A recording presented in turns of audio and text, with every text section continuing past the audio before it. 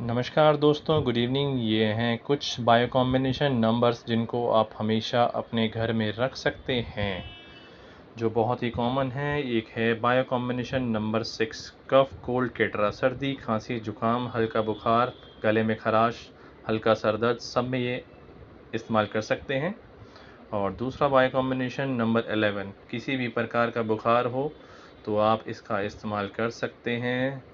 तीसरा है bio combination number 19, joint and muscles pain, जोड़ों के दर्द के लिए लाभदायक है, किसी भी तरह का दर्द हो। और चौथा है bio combination number 25, acidity, flatulence, indigestion, किसी भी तरह का गैस्ट्रिक समस्या हो, सीने में जलन हो, उसमें आप इसका इस्तेमाल कर सकते हैं। ये किसी भी होम्योपैथिक स्टोर पे सारे उपलब्ध रहेंगे। और जो इसका डोज रहेगा, 4 गोली दिन में 4 बार, खाने के आधा घंटा पहले।